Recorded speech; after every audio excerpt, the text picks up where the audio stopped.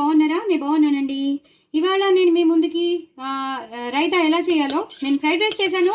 Fried రైస్కి రైతా ఎలా చేయాలో నేను తొందరగా చెప్పేస్తాను. ఫస్ట్ అయితే గడ్డ పెరుగు తీసుకోండి, దాన్ని చక్కగా ఇలా డైల్యూట్ చేసేసుకోండి. అలాగే పాలు పోసేసుకోండి, చిక్కని పాలు పోసేసుకోండి. సో దట్ ఏమవుతుందంటే మీకు అది పుల్లబడిపోదు. సాయంత్రం కానీ రాత్రికి ఎప్పుడైనా మీరు తింటే మిగిలింది అది పుల్లగా అవ్వకుండా కమ్మగానే ఉంటుంది.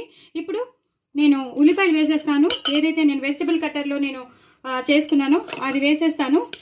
అలాగే కొంచెం ఉప్పు వేసేస్తాను. నేను ఇందాక ఉప్పు వేసుకోలేదు, ఇప్పుడు తగినంత ఉప్పు వేసేస్తాను. అలాగే కొంచెం క్యారెట్ అన్నీ వేసేసి, అలాగే కొంచెం మిరియాల పొడి, ధనియాలు, జీలకర్ర పొడి అది వేసేస్తాను. అందుకే వెరైటీ అయిన రైతా అండి, అందుకే చూపిస్తున్నాను.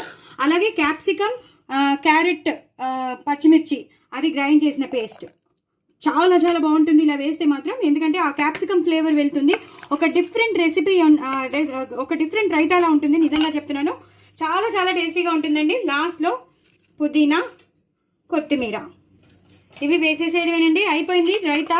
ఎంతో చిక్కగా, ఎంతో టేస్టీగా ఉండే. మిరియాల పొడి తప్పకుండా వేసుకోండి. నేను చెప్పిన క్యాప్సికమ్, పచ్చిమిర్చి, అలాగే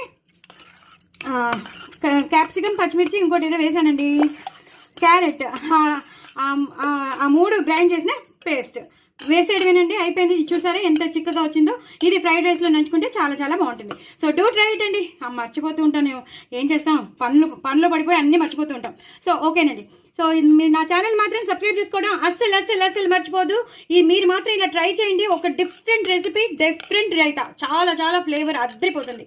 సో డూ ట్రై ఇట్ అండి. నా ఛానల్ మాత్రం సబ్స్క్రైబ్ చేసుకోవడం అస్సలు మర్చిపోదు. బాయ్ అండి.